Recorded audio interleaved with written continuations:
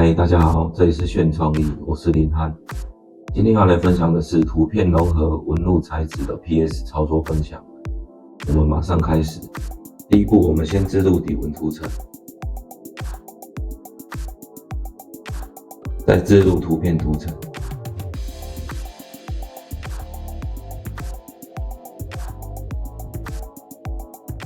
布置底纹涂层放到最上方。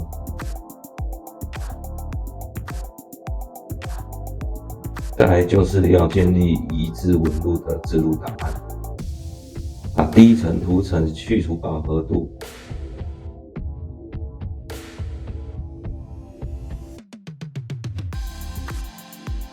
再转为灰阶，平面化确定，另存新档。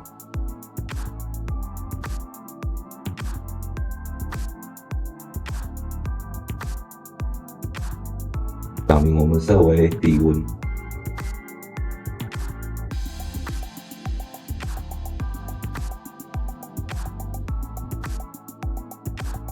完成后，我们恢复上移动，再另存新档作为最后完成档。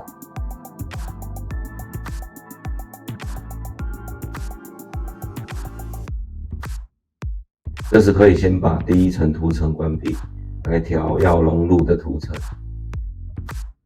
因为底纹有点螺旋状的纹路，我们先用滤镜、扭曲、扭转效果来设定。数值以纹路的螺旋程度来调整。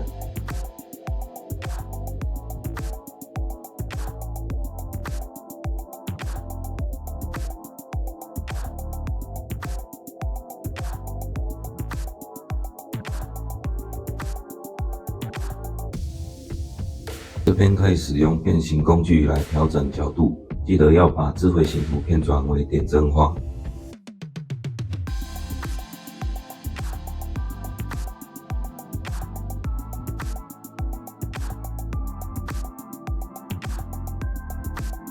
好，再来是把刚刚的已知档案纹路来套用在图片上，在滤镜、扭曲、移植点选，缩放这边设定，我们可以依照纹路来修改。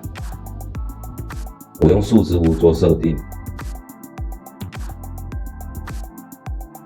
这样就有融入底纹路的感觉了。再来就是用滤镜来融合图层。点选图片涂层，滤镜、时光、透明度大概调低，这样高光跟暗部就能显现。然后就是第一层图文来做叠加，一样滤镜、时光、明度调整，这样就融合了。现在可以依照想呈现的颜色来调整饱和度及亮度。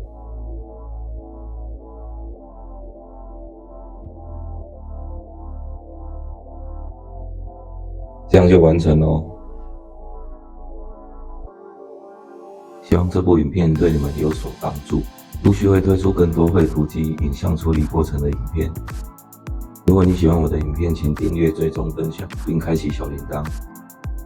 有任何疑问请留言，会尽量的回复大家，谢谢。